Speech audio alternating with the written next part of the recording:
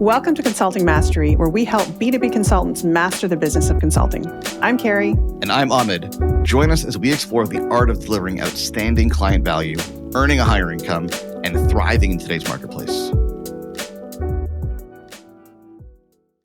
So yesterday, I'm having a conversation with a gentleman that runs a $4 million consulting advisory business. And it was a very typical story. Not necessarily in terms of revenue level, because not everyone gets to that level or beyond, certainly. But the story that I heard was, I've done really well on the back of the relationships I have in different companies, corporations. People come to me. I get referred a lot. I get a lot of repeat business from clients. But the problem is that as a result of those relationships, I've had to continuously over the years, and in his case, about 10 years in business, expand the scope of my services. Because client X, and these are largely larger companies that he's working with, client X hired us for one thing, which was really in our kind of sweet spot zone of genius, but they liked their interactions with us. And then they said, well, can you also do this other thing? And that was a little bit outside of our zone of genius, but we like the client and we like the revenue, right? And it's easy money and it's hard to turn down easy money. So we did the thing and then another thing. And then they referred us to somebody else who had a whole other set of requirements and they all liked us, right? And so 10 years later, what happens is he has essentially built a good business under positive circumstances and in a growing economy. Now he's battling the recession and recessionary fears, and the very loyal kind of cadre of clients that he has have limited budgets, and the relationships are still strong, but it's not turning into revenue like it used to. Heard this story before? I have, and it's really interesting to me because so many consultancies start with relationships, right? Often, especially if you're someone who has worked in the corporate world or, done something in a large organization, you walk away and the first thing you do is start working with folks that you know from before or that you've been referred to. And it's a really good thing. And I think what's interesting about this is, when does it turn from a really good thing? Because we don't want to undervalue the notion of referrals and relationship. But when does it tip into something that is more of a problem, as the person you were talking to yesterday was experiencing? Yeah, I think there's a couple of questions. When does it turn into a problem, and when do people typically realize it's a problem? Because you're right, this is the typical path, and it's not bad. It's not wrong. You have relationships with people who need help, and when you start out in consulting or any kind of advisory professional service business, you're going to go out to that network and see what you can drum up. That's perfectly natural, normal. Everybody does it. Don't feel bad. Right? Well, actually, let me jump in there. And what I'll say is, it's not wrong. It's exactly right at that point. Because this is where you're going out, where you're finding out what the needs are in the market, you're filling them, you're testing, right? You might do some things that don't end up being in your core offering or in your sweet spot because you're learning. And so I think it's not just that it's not wrong, don't feel bad about it. That's absolutely the right thing to do. But, always a but, it's the right thing to do until you get to a certain point. And I think that's really the big question. It depends on, it could be the right thing to do forever. It depends on what your goal is. Yeah. So here I'm talking to somebody who, was a $4 million firm last year, certainly not on pace to hit $4 million this year, wants to get back to $4 or $5 million, probably grow to 10. Different from the person that says, well, I want to make, a couple $100,000 or $300,000 or $500,000 a year as a consultant, and I've got enough relationships to sustain that for the foreseeable future. That's not bad. That's not wrong. I mean, power to you. Feel free, right? I think the challenge becomes when your business goals exceed the value of your network. And this is what people come up against that we see all the time, right? Is I've got a network, I know people, and I got my business off the ground on the back of that network. But then at some point, the network runs dry. Either I've tapped into the network and there's no more work to be had, or they're not sending me, follow-on projects like they used to, or the referrals have dried up. I've kind of hit this wall at some point. right? And if you hit the wall later than, if the wall exists beyond your goals, then you don't even realize it's a problem. You just, you keep doing what you're doing. But when you hit that wall and you're not yet at the revenue level or have the lifestyle or all the other benefits of running a business that you want, that's when it becomes a problem. Yeah, what's interesting about the person you were talking to is it sounds like it's becoming a problem to them, much later in the game than it does for most of the folks that we talk to. I mean, getting to 4 million on your relationships is, that's a feat, right? That's impressive. And it's probably worth talking about the fact that it generally happens much earlier than that, right? Either the network's not that large or the deal size isn't that large that you can get yourself to that level on relationships alone. I mean, evidently, this is somebody that does great work and has a lot of repeat business and referrals, which is fantastic. The interesting thing to me is, and I think we made reference to this in previous episodes, I'm not necessarily impressed that you grew a business in a growing economy when everybody was growing, right? When the economy is booming, people are making money left, right, and center. Clients have needs. Good for you. Like, don't get me wrong. Good for you, but you're not an anomaly. The economy, by definition, is growing. GDP is growing. Everyone's growing. Not everybody, but you get my point, right? So you're riding the wave, which is fantastic and it's opportunistic and it's all kinds of good things. But what happens is often you're not aware of, in a growing economy, your actual deficiencies. You can't see the kinks in your armor. You can't see where things might not be optimized. You see them when things get more difficult. And the chat that I was having with this gentleman the other day, I mentioned last few years have been interesting because we've had two major market disruptions in a very short amount of time. And I don't think that's happened in a while. You got COVID, disruption. And then you've got recession a couple of years later, disruption. And so I think what business owners now are learning that we didn't learn in the past because it hadn't happened like this was that, what's the expression? When the tide comes out, your clothes are something like that. There's something about the tide in your clothes, right? Oh, okay. And whatever, I don't know. You're naked, basically, right? What we're realizing is that when we face these market disruptions and there are serious threats to our business, revenue, income, sustainability, et cetera, we start to see the deficiencies, the weaknesses better than we could when things were going well and we were growing. And that's an opportunity. Absolutely. Yeah, and I think it speaks as well to this notion, economy aside, of not having your business kind of happen to you. And that doesn't mean you're not working at it. I mean, I'm sure this person did a ton of work to maintain those relationships and, create that business. But it was passive in some ways in terms of the decision around who will I serve and what will I do for them. And what we're talking about here is, what is the point at which you make the decision to take control of that? To decide who it is you're going to serve, to decide what it is you're going to deliver, to decide what it is you want to do with your days, what you want your organization to look like, and make what then can be sometimes some difficult decisions. Because this may be somebody who decides that some of those relationships or some of those contracts or engagements that they have aren't things that they want to move forward with. And, whether that is or isn't true, it's really about, to me, that shift in mindset that says, okay, I'm going to decide what this looks like moving forward. And it sounds like that's the place he's at. And whether that comes out of fear, and in this case, because of, change in the economic scenario and what that was, what he was projecting or he or she was projecting, whether it comes out of fear, whether it comes out of realizing that you're just not focused in the place that you want to be.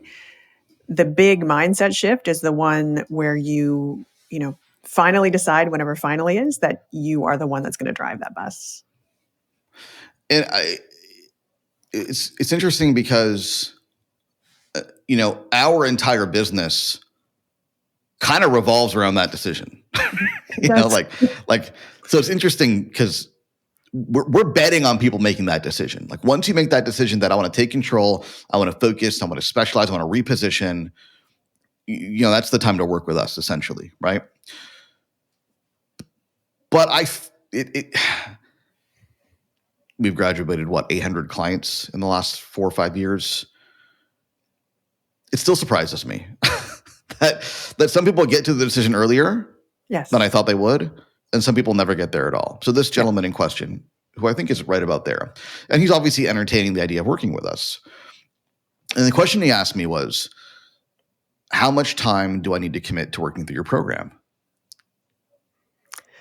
Very popular question. And so here was my response. I said, and the context was, and he explained, because actually now things are starting to pick back up. Like I'm getting excited. I'm getting some calls from clients. I'm getting work. I'm getting busy with that. Okay. And so my question was, well, that's great. If things pick back up and you get busy, are you okay with just getting busy again and not solving the underlying business strategy problem? They thought about it, and the answer was no, absolutely not. Like this has to happen. We've got to solve the problem.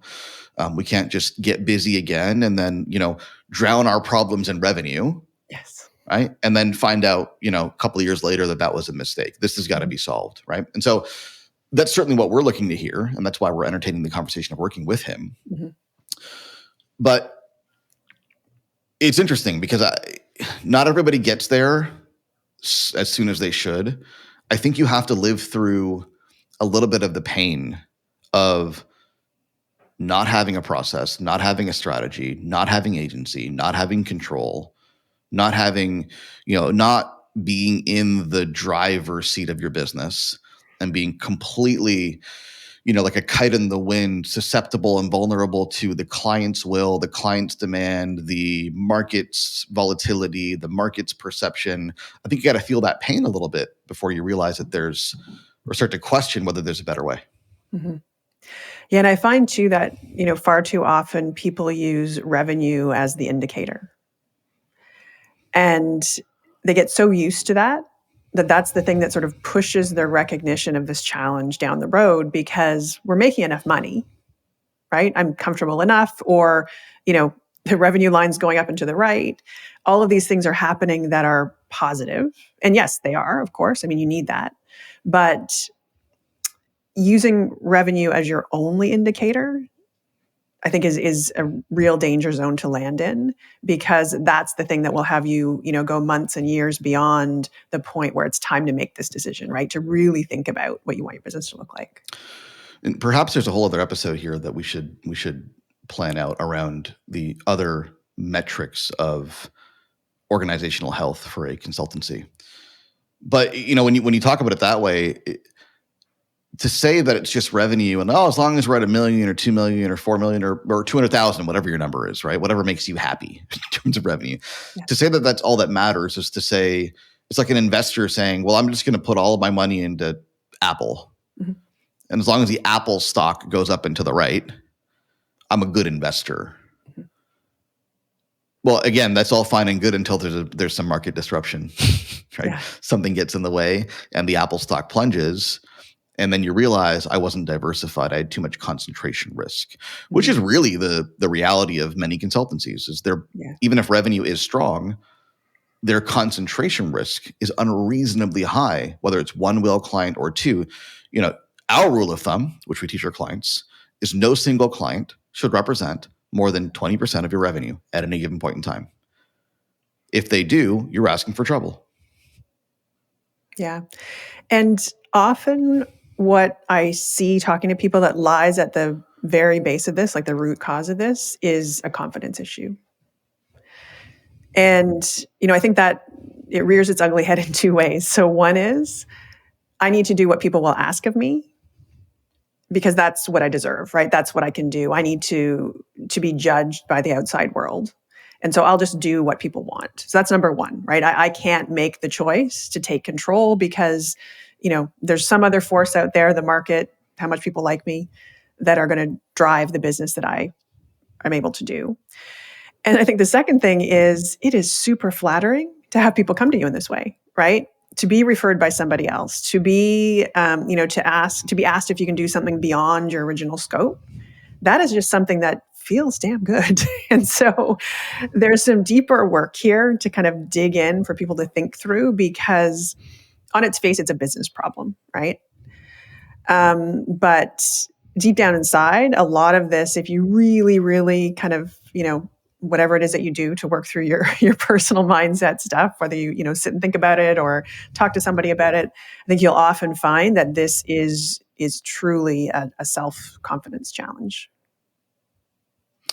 Yeah, I think you got to be really clear about what you and your team by extension are truly world class at. Mm-hmm. And then not compromise or negotiate on that scope. I mean, listen, every organization in the world has a problem with focus. Like this is Except for ours, of course. oh yeah, never us, right? No. But this is fundamentally the challenge of organization building, right? Is that as you get larger and as you get some success, whether it's ego, hubris, opportunism, or any number of drivers, the scope tends to grow. And to your point, like we've been through that. I mean, I don't think we're necessarily past it yet, but we got to a point where we scaled the business and things were going well, and then they weren't because of market disruptions and challenges and threats to the business that were external that caused us to take a good hard look at where we were going wrong and where we might have lost our focus. And then we reprioritized, right? And so if you're listening to this, I think the comforting news is potentially that this is literally every organization ever has this struggle with focus. It's always worth the exercise, right? It's always going to bear fruit. And the timing is probably now to go through it. Absolutely. And just to add to that, practically speaking, I think it's also important if you're sitting listening to us and thinking, are they talking about just ditching all of these great people who've been paying me for months or years? There's a path. And, in no way are we saying you should never do that work that's out of scope. What we're saying is you need to be clear about what you want to be doing. And then if you choose to do something out of scope, you're doing it for a very particular reason. And so, we have clients who come to us in this way, like in the same scenario as the person you were speaking to, and they want to now specialize. They want to now focus. And we will tell them sometimes, okay, that's great, but slow down. Because what we need to do is build up clientele, build up your pipeline in that area of focus, and then you can start, jettisoning the ones that you don't want to have in your business. So this is about, doing this in a way that shouldn't be kind of panic-inducing or create too much of an existential crisis. It's about, again, just being super smart, right? Being clear about where you want to go and then putting in place all the steps required to get there. Yeah, it's about deciding where you want to play and then working your way through that strategy. So, we tell clients this all the time.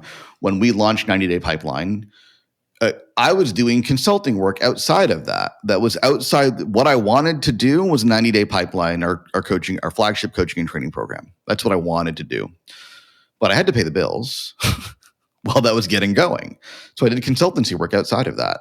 And then eventually that phased out when 90-Day Pipeline became the main focus and it could sustain the business and the team. And then, this, to this day, I get opportunities. People come and say, like, can we hire you as a consultant? Can you join our board? Can you do this? And the answer is no, because I know what my focus is. It's 90-Day Pipeline and the related programs that come with it. That's my focus. Everything outside of that is a distraction, but we earned the right to get there, right? There was absolutely a period of years where I was doing stuff outside scope in order to keep things going so we could earn the right to focus. And how much longer than, in retrospect, you quote unquote should have, did that happen? Ooh, that's a really good question. I timed it perfectly. So my memories of trying to pry individual consulting clients out of your cold, dead hands are mistaken. Yeah, I don't know. It's a good question. I personally held on to some of those relationships too long because it gave me a sense of security. Yeah. Which is a whole other conversation. But yeah, certainly rationally, objectively, should have let go of them earlier. Yeah. What is true, though, is that that's probably only true in retrospect.